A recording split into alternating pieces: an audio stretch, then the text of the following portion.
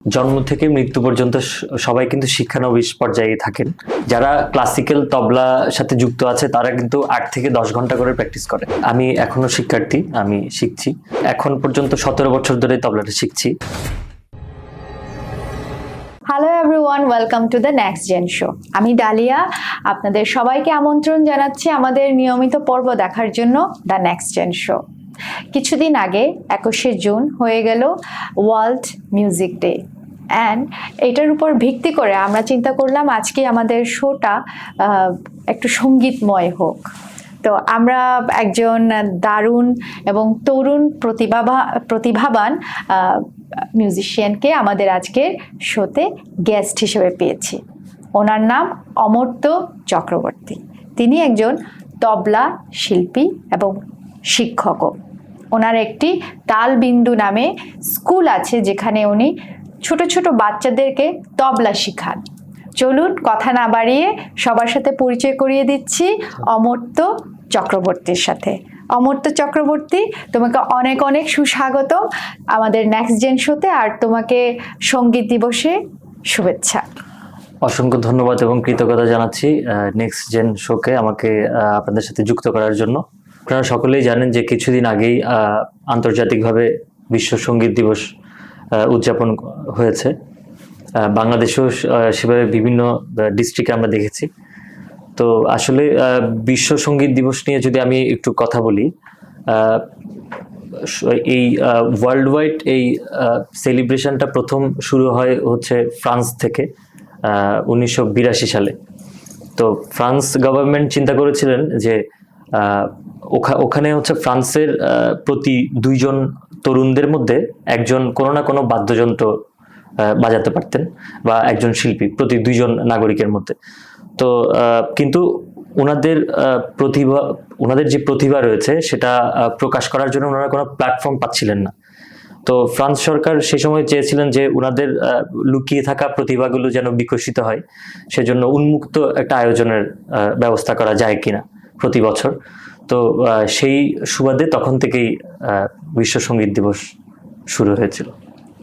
হ্যাঁ, এবং আমরা এবছর দেখতে পেলাম শিল্পকলা অনেক বড় করে আয়োজন করেছে বিশ্ব সঙ্গীত দিবস উপলক্ষে, এবং বাংলাদেশে আনাচে কানাচে সকল প্রতিভাবান শিল্পীদেরকে একত্র করেছে এবং দারুণ অনুষ্ঠান হলো, সেটা আমরা দেখতে পেলাম।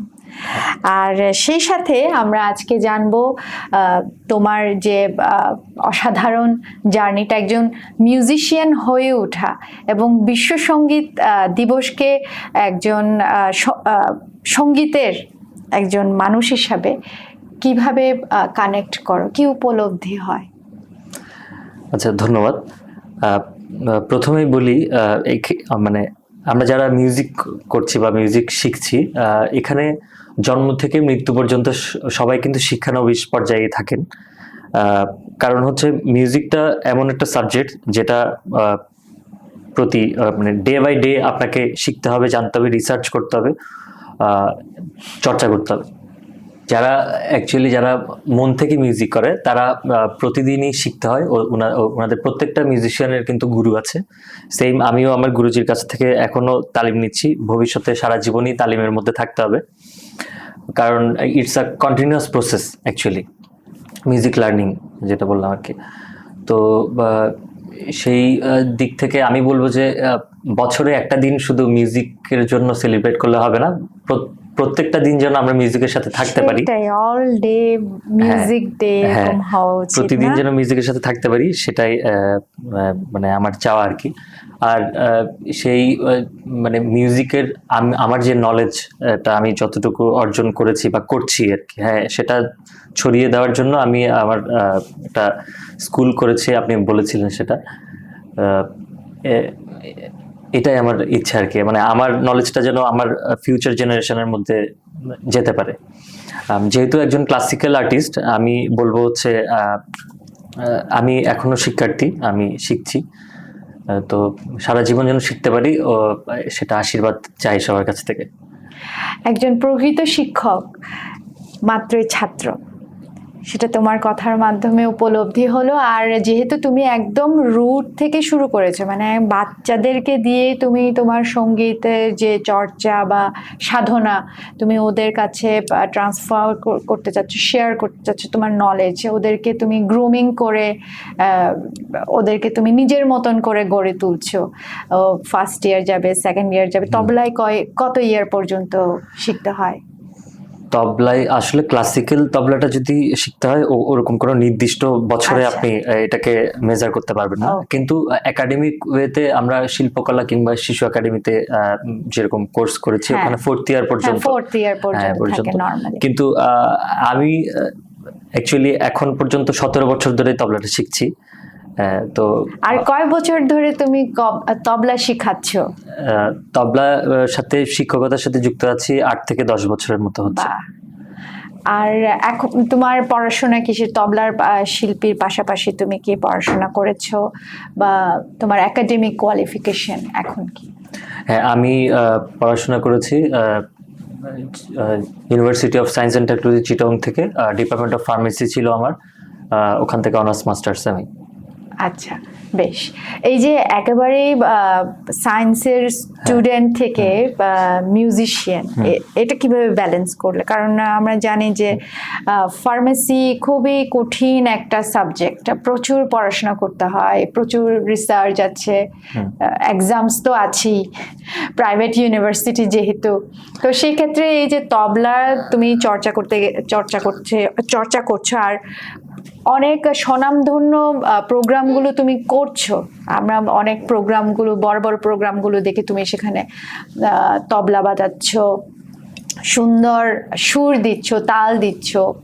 তো সেক্ষেত্রে তুমি কিভাবে ব্যালেন্স করলে? আচ্ছা, ধন্যবাদ আপনাকে। 17 বছর জার্নি। গুরুত্বপূর্ণ প্রশ্ন করেছেন। হ্যাঁ। সেটা হচ্ছে গিয়ে আমার তো মিউজিকের প্রতি আমার ডেডিকেশনটা প্রথম থেকেই ছিল, ছোটবেলা থেকেই ছিল। আমি যখন একটু প্রথম থেকে একটু শুরু করি, একদম শুরু থেকেই বলো। একটু, হ্যাঁ, শুরু থেকে। তো ছোটবেলা যখন কীর্তন হতো, আমার দাদু, আমি তখন আমার বয়স হচ্ছে 3-4 বছর থেকে আমি মোটামুটি বাড়িতে মৃদঙ্গ থাকতো, ওই কীর্তনে যে মৃদঙ্গ ব্যবহার করা হয় আর বাজানো হয়, তো মৃদঙ্গ চর্চা থেকে, ওখান থেকে আমার মোটামুটি তাল বিদ্যার প্রতি আমার যেই ভালোবাসা, ভালো লাগাটা ওখান থেকেই শুরু। তো পরবর্তীতে যখন আমি ক্লাস 5-এ পড়ি, আমার এই বাজনার প্রতি আমার ভালোবাসাটা দেখে আমার মামা, ছোট মামা সুজয় চক্রবর্তী আর কি, তো উনি চিন্তা করলেন যে মানে ভাগিনাকে তবলা উপহার দিয়ে, উনি আমার জন্মদিনে আমাকে তবলা উপহার দিয়েছিলেন। তো আমি তো খুব খুশি। এরপরই আমার ঠাকুরমা চিন্তা করলেন যে মানে আমার প্রতিভাটা কিভাবে করে ছড়ানো যায় আর কি, এরকম চিন্তা ভাবনা। তখন আমার প্রথম গুরু ছিলেন শ্রী চন্দন ধর স্যার, ওনার কাছে আমার ঠাকুরমাই আমাকে ভর্তি করিয়েছেন। তো দাদু ঠাকুরমার অনুপ্রেরণায় এবং ওনাদের সাপোর্টে এবং পাশাপাশি আমার পরিবারের, আমার বাবা মার সাপোর্ট তো আছে, আশীর্বাদ তো আছে, সবার আশীর্বাদে এতটুক পর্যন্ত আমি যতটুক করতে পেরেছি ততটুক পর্যন্ত ওদের সাপোর্টে। আর দ্বিতীয় বিষয়টা হচ্ছে আপনি যেটা প্রশ্ন করেছেন যে আমার ফার্মেসির সাথে আমি মিউজিকটা কিভাবে কানেক্ট করলাম, ব্যালেন্স করলাম। হ্যাঁ, সেটা হচ্ছে আসলে আপনি চাইলে আপনিও পারবেন, মানে এটা হচ্ছে একটা কথা আছে না, যে রাধে সে চুলো বাঁধে, এরকম আর কি, মানে বিষয়টা। আমি আপনি যদি দেখেন, ওই যে পৃথিবী বিখ্যাত পণ্ডিত স্বপন চৌধুরী, তবলার পণ্ডিত স্বপন চৌধুরী, উনি যাদবপুর ইউনিভার্সিটি থেকে ইকোনমিক্সের তৎকালীন সময়ে অনার্স মাস্টার্স, কিন্তু বিখ্যাত তবলার একজন গুরু এবং তবলা শিল্পী। তো উনি ওনার সাক্ষাৎকারও বলছিলেন, মানে উনি যখন বলছিলেন যে সবাই যখন জিজ্ঞেস করছিলেন যে আপনি পড়াশোনার পাশাপাশি এতগুলো জায়গায় অনুষ্ঠান করেছেন, কিভাবে করে এই মানে এটা তো একটা কন্টিনিউয়াস প্রসেস এবং আপনাকে অনেক সময় ধরে রেওয়াজ করতে হয়। বা যারা ক্লাসিক্যাল তবলার সাথে যুক্ত আছে তারা কিন্তু 8 থেকে 10 ঘন্টা করে প্র্যাকটিস করে। আচ্ছা। এবং আমিও তো একটা সময় এখনো পর্যন্ত মোটামুটি 8-10 ঘন্টা না পারলেও 4-5 ঘন্টা রেওয়াজে সময় দেওয়ার চেষ্টা করি আর কি। তো দেখা যাচ্ছে ইউনিভার্সিটি থেকে আসার পর তো অনেক সময় থাকে, তো একটা টিউশন করালাম, টিউশন করানোর পর হঠাৎ করে একটু আমার রিফ্রেশমেন্ট দরকার বা আমার একটু নিজেকে সময় দেওয়া দরকার, তখন তবলা নিয়ে বসলাম। এভাবে করে প্রতিদিন এটা 365 দিন একটা সার্কেলের মতো করে করে এভাবে গেছে আমার। হ্যাঁ, এই আর কি, এভাবে। দারুণ। এবার আমরা একটু তবলা নিয়ে আরো বেশ কিছু জানবো। সেটা হচ্ছে বিশ্ব সঙ্গীত দিবসে তবলার মতন একটি ক্লাসিক্যাল ইনস্ট্রুমেন্টকে উৎসর্গ করার পিছনে একটা বড় কারণ হলো আজকে আমাদের এই শোতে অনেকে মনে করে তবলা শুধু ব্যাকগ্রাউন্ড, যেটা মানে অনেকে মনে করে, ইভেন আমিও একটা সময় না বুঝে এটা মনে করতাম যে ব্যাকগ্রাউন্ড তাল দেওয়ার একটা যন্ত্র, কিন্তু একক বাদ্যযন্ত্র বা সলো ইনস্ট্রুমেন্ট হিসেবে তবলার গুরুত্ব এবং এর ভিতরে গভীরতা কতখানি। আমি আবারও বলছি যে যারা উচ্চাঙ্গ বা শাস্ত্রীয় সঙ্গীতের শাস্ত্রীয় তবলার সাথে যারা যুক্ত আছেন, এটা অ্যাকচুয়ালি যারা শিখে ওরাই মানে উপলব্ধি করতে পারবে। এটা তো একটা প্র্যাকটিক্যাল ব্যাপার। হ্যাঁ, আমি তো বলে হিসেবে বোঝাতে পারবো না, তবে আমি এতটুকু বলি যে তবলা এমন একটা ইনস্ট্রুমেন্ট যেটা হচ্ছে যে যেটা স্বতন্ত্র বাদ্যযন্ত্র হিসেবে এখন বিশ্বব্যাপী প্রতিষ্ঠিত, এবং এটার জন্য উস্তাদ জাকির হোসেনের একটা উল্লেখযোগ্য অবদান রয়েছে, যিনি পুরো বিশ্বের দরবারে এই জিনিসটা দেখানোর চেষ্টা করেছেন যে তবলা শুধুমাত্র একটা সহযোগী যন্ত্র হিসেবেই কাজ করবে না, তবলা একটি প্রধান যন্ত্র হিসেবে কাজ করবে। এটার পেছনে হচ্ছে তবলার তো নিজস্ব ভাষা থাকে, তবলা নিজেই অনেক কিছু বলতে পারে। এটা তবলার ভাষা কি? তুমি কি তবলার ভাষা বলতে পারো? হ্যাঁ, তবলার ভাষা বলতে হচ্ছে তবলার যে গ্রামার এবং তবলার যেগুলো কম্পোজিশন আছে, বিভিন্ন বড় বড় গুণীরা তৈরি করেছেন এবং বিভিন্ন ঘরানায় অসংখ্য অসংখ্য হাজার হাজার কম্পোজিশন রয়েছে। যেমন একটু করে আমি যদি ভাষাটা নিয়ে একটু যদি বলি, তেন তেন না তেটে দেন দেন না ধা দেন দেন না ধা দেন দেন না ধা তেন তেন না তেটে থেকে দাতো না ক্রেদা ঘেনা তো না ঘেনা না তো না কথা নাদিকে দি নাদিকে দি নাদিকে দি ধা তেতে নাদিকে দি নাদিকে দি নাদিকে দি ধা তেতে নাদিকে দি নাদিকে দি না ধা দেন দেন না ধা তেন তেন না তেটে দেন দেন দেদ দেদ থেকে দেদ ধারান নিকটে থেকে থেকে দেদ দেদ তারান নেতা দেনে দিনা কেটে থেকে দেনে দিনা কেটে তা ক্রেদান্নে ধা ধা থেকে দেদ দেদ দেদ কেটে ধা থেকে তাক্রান্ত ধা দেদ কেটে ধা থেকে তাক, এভাবে করে চলছে এগুলো। It's a continuous. আচ্ছা, এই এখানে যদি প্রথম যে গ্রামারটা বা ধা ধা তিন তিন না, হ্যাঁ, ধা তিন তিন না থেকে দেন, এটা ত্রিতালের একটা ঠেকা থেকে এসেছে। ওকে, এটার কি স্পেসিফিক মিনিং আছে? এটার কি এক্সপ্রেশন আছে, লাইক স্যাড, কখনো হ্যাপিনেস বা অ্যাংরি ইমোশনস? হ্যাঁ, ইমোশনস আছে। তবলার মধ্যে একটা হচ্ছে হাই পিস, একটা হচ্ছে লো পিস। যেটা বায়া একটু বড় করে যেটা দেখি আমরা, যেটা সচরাচর বাম হাতে বাজায়, সেটা হচ্ছে বায়া নামেই পরিচিত। তো সেটা হচ্ছে বেস সাউন্ডটা ক্রিয়েট করে, বেসের সাউন্ড।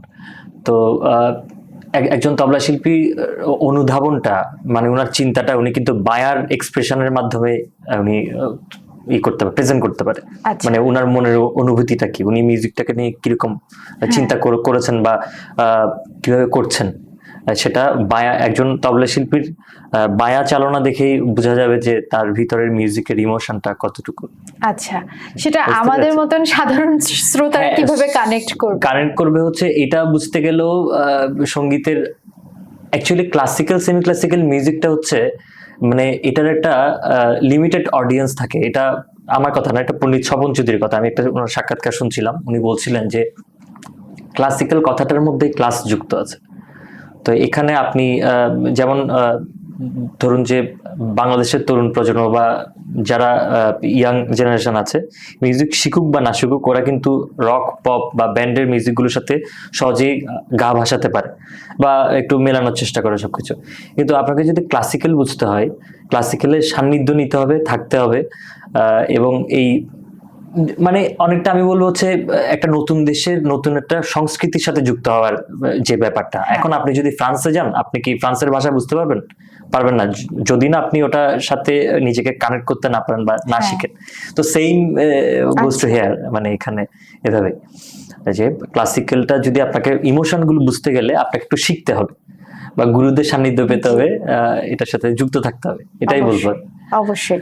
আর এই যে পাশ্চাত্য বা ওয়েস্টার্ন মিউজিকের দিকে যদি আমরা দেখি, বিখ্যাত পপ ব্যান্ড দ্য বিটলস থেকে শুরু করে হলিউডের অস্কার জয়ী ব্যাকগ্রাউন্ডের স্কোরেও কিন্তু তবলার ব্যবহার ফিউশন ব্যবহার করতে আমরা দেখি, এবং গ্লোবাল মিউজিক প্ল্যাটফর্মে আমাদের এই তবলার ঐতিহ্য গ্রহণযোগ্যতা এখন কোন পর্যায়ে আছে বলে তোমার মনে হয়? আচ্ছা, খুব গুরুত্বপূর্ণ প্রশ্ন করেছেন। অ্যাকচুয়ালি সবগুলো দেশেই মোটামুটি এখন তবলার প্রচলন দেখতে পাই, যেমন ফ্রান্সে, তারপর আমেরিকাতে উস্তাদ আলী আকবর খান মিউজিক স্কুল অফ মিউজিক যেটা আছে ওখানে, আমি যদি নামটা ভুল না করি আর কি, হ্যাঁ, তো ওখানে পণ্ডিত স্বপন চৌধুরী এবং আরো গুণী গুণী তবলা শিল্পীরা ওনারা পশ্চিমাদেরকে তবলাটা শেখান। তো তবলাটা হচ্ছে আসলে এই যে পাক ভারত উপমহাদেশের একটা বাদ্যযন্ত্র। তো সেটা যেখানে ওখানকার ছেলেপেলেরা যেখানে এটা শিখছে বা শেখার জন্য আগ্রহী হয়েছে, তার মানে বুঝাই যাচ্ছে যে তবলার গ্রহণযোগ্যতা এখন বিশ্বব্যাপী সমাদৃত। হ্যাঁ, ঠিক তাই।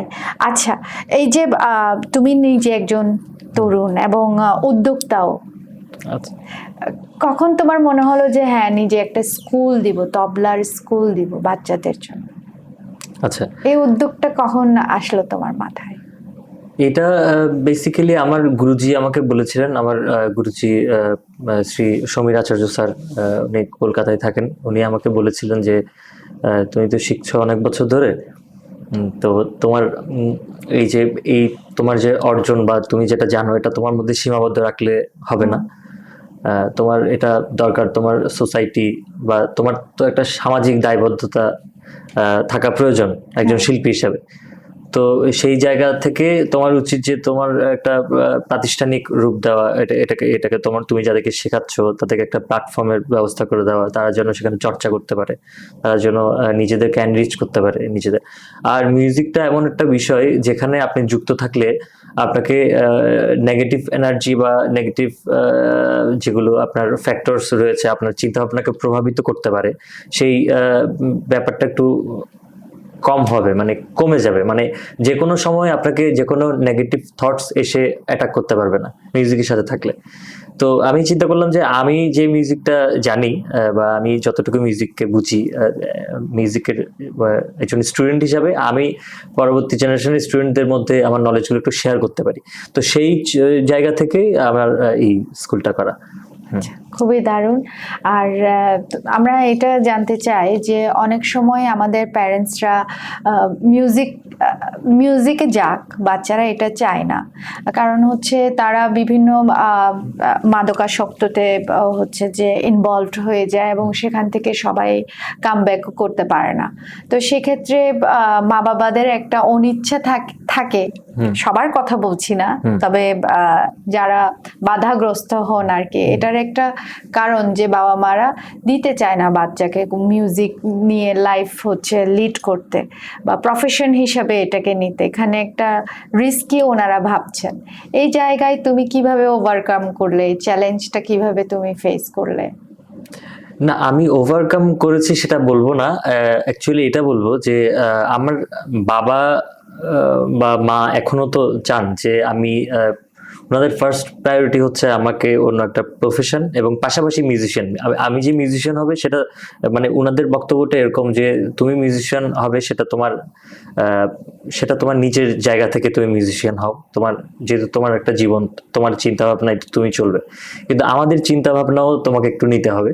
তো ওনাদের চিন্তা হচ্ছে আমাকে একটা অন্য প্রফেশনের পাশাপাশি হচ্ছে এইটার একটা বড় কারণ আমি বলবো যে আমাদের সমাজ ব্যবস্থা বা রাষ্ট্রীয় যেই মানে হয় না, যেমন ফ্রান্সে যদি আপনি দেখেন, ওখানে এই যে বললাম বিশ্ব সঙ্গীত দিবস, এটা ফ্রান্স গভর্নমেন্ট প্রথম 1982 সালে চিন্তা করেছিলেন।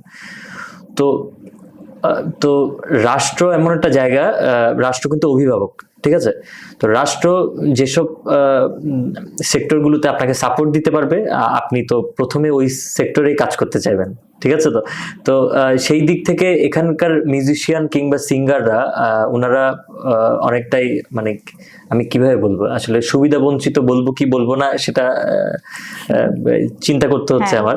যাই হোক, তবে এটা বলবো যে মিউজিককে যারা মিউজিশিয়ান বা যারা মিউজিক প্রফেশন হিসেবে নিতে আগ্রহী, তাদের জীবনটা আসলে অনেকটা চ্যালেঞ্জের মধ্যে দিয়েই যাবে বলে মনে হয়। তবলার ঠিক মাঝখানে যে কালো গোল অংশটা থাকে, যাকে সিয়াহি বা গাপ বলা হয়, এটি লোহার গুঁড়া আর ভাতের মাড় দিয়ে তৈরি এক নিখুঁত বিজ্ঞান।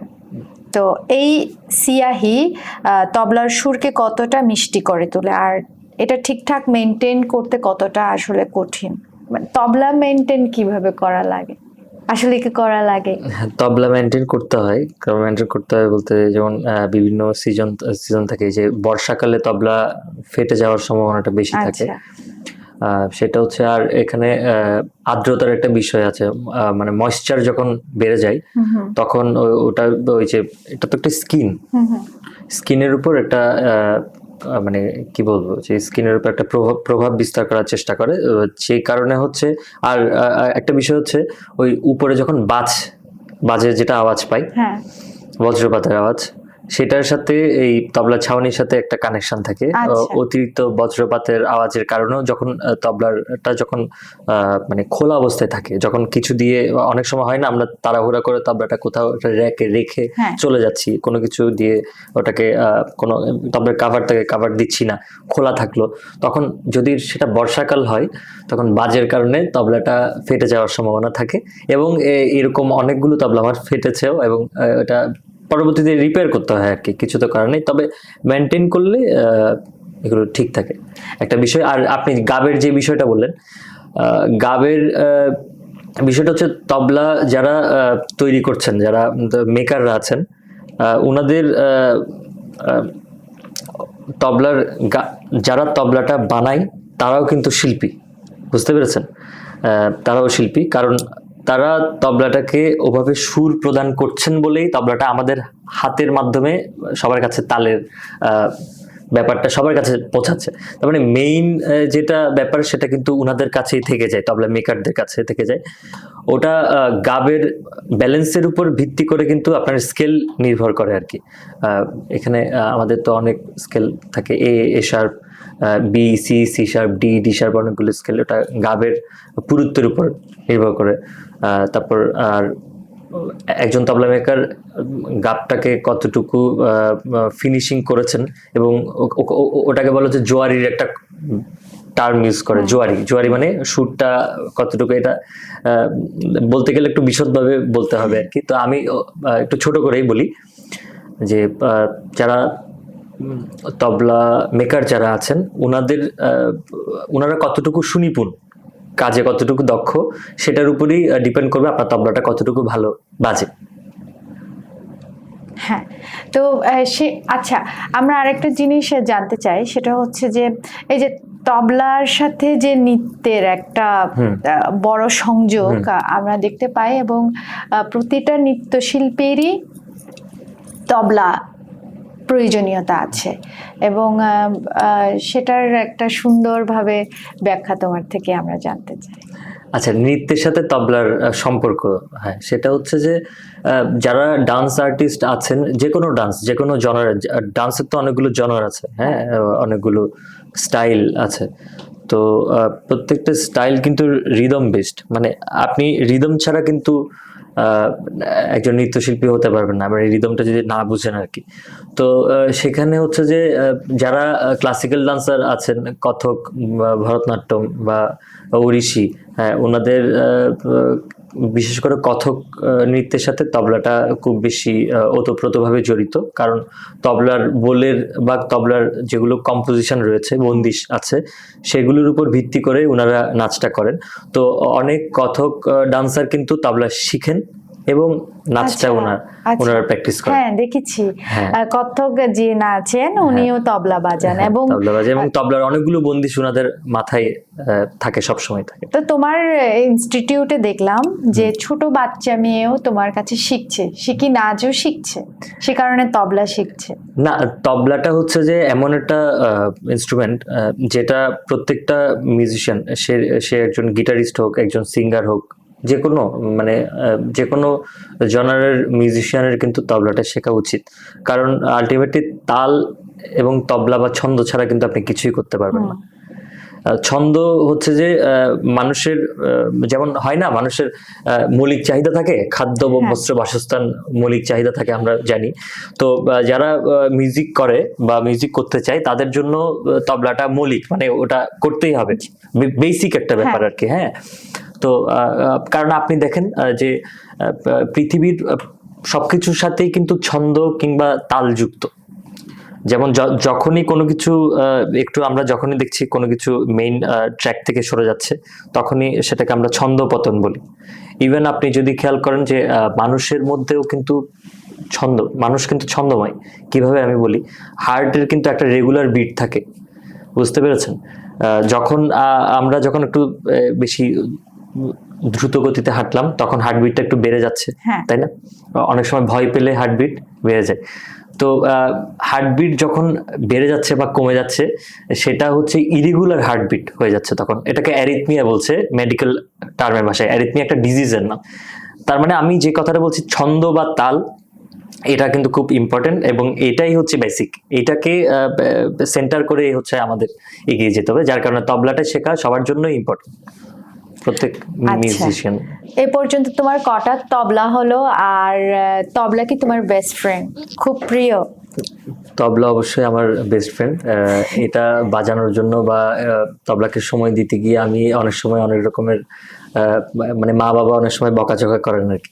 যাই হোক, যেটা প্রশ্ন করছিলেন কত জোড়া বা কয়টা তবলা, আমার কাছে একটা হচ্ছে ডায়া, মানে ওটাকে তবলাই বলি, যেটা হচ্ছে কাঠের, অ্যাকচুয়ালি কাঠের আছে হচ্ছে 10 থেকে 12টা কাঠের তবলা আছে, আর বায়া 5টা আছে। এক একটা এক এক স্কেলের, বিভিন্ন স্কেলে এই করতে হয়, প্রোগ্রামের জন্য করতে হয়। এখন তুমি যে স্বনামধন্য যে অনুষ্ঠানগুলো আছে, শাস্ত্রীয় অনুষ্ঠান থেকে শুরু করে সাংস্কৃতিক যতগুলো অনুষ্ঠানগুলো আছে, তুমি যে পার্টিসিপেট করছো, তোমাকে স্টেজে দেখা যাচ্ছে নিয়মিত, এবং তুমি লিড দিচ্ছ বাচ্চাদেরকে, তবলা শিল্পী গড়ে তুলছো। তোমার ফ্যামিলির কি অনুভূতি? মায়ের মুখে কেমন হাসি দেখছো? মা তো সবসময় আমাকে ইন্সপিরেশন দেয়, মার সাপোর্টটা তো সবসময়। অ্যাকচুয়ালি বিষয়টা হচ্ছে ছেলে মেয়েরা যে কোনো ভালো কাজের স্বীকৃতি কিন্তু প্রথমে মার কাছ থেকে পাবে, এটা খুবই স্বাভাবিক। আমরা প্রোগ্রামের একেবারে শেষে চলে আসছি, আর শেষে আমরা এটা জানতে চাইবো তোমার থেকে পরামর্শমূলক, যে তোমার প্রতিষ্ঠান নিয়ে তোমার কি স্বপ্ন, আর যারা মিউজিক শিখছে স্টুডেন্ট থেকে শুরু করে প্যারেন্টসদেরকে তুমি কি মেসেজ দিতে চাও? হ্যাঁ, আমি মিউজিকের একজন আজীবন শিক্ষার্থী হিসাবেই বলবো কথাটা। সেটা হচ্ছে মিউজিকের সাথে বা তবলার সাথে বা তালের সাথে, ছন্দের সাথে সবারই নিজেকে কানেক্টেড করা উচিত। কারণ হচ্ছে তাল বা তালবিদ্যা এমন একটা বিদ্যা বা শাস্ত্র যেখানে আপনি জীবনের ছন্দ খুঁজে পাবেন, যেটা আমি পেয়েছি। আর বলবো হচ্ছে আমার যারা প্যারেন্টস আছে ওনাদেরকে বলবো, অভিভাবকরা তো অনেক সময় মিউজিক মানে পড়াশোনার পাশাপাশি মিউজিকটা অনেকে বাচ্চা কাচ্চাদেরকে করাতে চান না, কারণ হচ্ছে গিয়ে এখন একাডেমিক বিভিন্ন বিষয় থাকে ওদের। কিন্তু আমি বলবো যে একটা বাচ্চার মানসিক বিকাশের জন্য, চিন্তা শক্তি বা হচ্ছে যে একটা ভালো মানুষ হিসেবে যদি সে জীবনে প্রতিষ্ঠিত হতে চায়, তাহলে মিউজিক শেখাটা খুবই গুরুত্বপূর্ণ। এবং আমি সবাইকে রিকোয়েস্ট করব সবাই যেন মিউজিকের সাথে থাকে। যেই বাচ্চাটা যে কোনো ইনস্ট্রুমেন্ট হতে পারে, যে কোনো ইনস্ট্রুমেন্ট, বাচ্চারা তো বিভিন্ন, কেউ গিটার শিখতে চায়, কেউ ড্রামস শিখতে চায়, কেউ তবলা শিখতে চায়, যে যেটাই শিখতে চায় তাকে যেন সেটা শেখানো হয়। তাতে করে সে একজন ভালো মানুষ হিসেবে দেশের এবং সমাজের জন্য গুরুত্বপূর্ণ ভূমিকা রাখতে পারবে বলে আমার বিশ্বাস। ভালো বলেছো। তোমাকে অনেক অনেক ধন্যবাদ আমাদের অনুষ্ঠানে আসার জন্য, এবং তোমার যে তবলার জার্নি, তুমি তবলা নিয়ে যে তোমার জ্ঞান এবং চিন্তা চেতনা আমাদের সাথে শেয়ার করার জন্য অসংখ্য অসংখ্য ধন্যবাদ। আশা করি যারা তবলা প্রেমী বা তবলা শিল্প চর্চা করছে এবং স্বপ্ন দেখছে যে একজন ভালো তবলা শিল্পী হবে, বিখ্যাত একজন তবলা শিল্পী হবে, ওদের জন্য এই শোটি সত্যি অনেক অনুপ্রেরণার গল্প হিসেবে থাকবে। অসংখ্য ধন্যবাদ এবং কৃতজ্ঞতা আপনাদের সাথে যুক্ত হতে পেরে আমি নিজেকে ধন্য মনে করছি। ধন্যবাদ। সুপ্রিয় দর্শক, আজকে আমাদের বিশ্ব সঙ্গীত দিবস উপলক্ষে তবলা নিয়ে অমর্ত্য চক্রবর্তী ওনার অনুপ্রেরণামূলক গল্প যে বলে গেলেন, কেমন লাগলো আপনাদের অবশ্যই আমাদেরকে কমেন্টে জানাবেন। আর সুর এবং সঙ্গীতের যেহেতু ভাষা নেই, ঠিক তেমনি চলুন না আমরা সঙ্গীত শিখি, সঙ্গীত চর্চা করি, সেটা যে কোনো ভাষা থেকে হোক, যে কোনো দেশ থেকে হোক, যে কোনো জায়গা থেকে হোক, কারণ এটি যেরকম প্রশান্তি দেয় এবং যেটা বললেন যে আজকে আমাদের গেস্ট, যে মানসিক বিকাশের অন্যতম একটি ধারক এবং বাহক। সবাই ভালো থাকবেন এবং সঙ্গীত চর্চা করবেন, বেশি বেশি করে গান শুনবেন, ভালো ভালো গান শুনবেন, সুস্থ থাকবেন। ধন্যবাদ।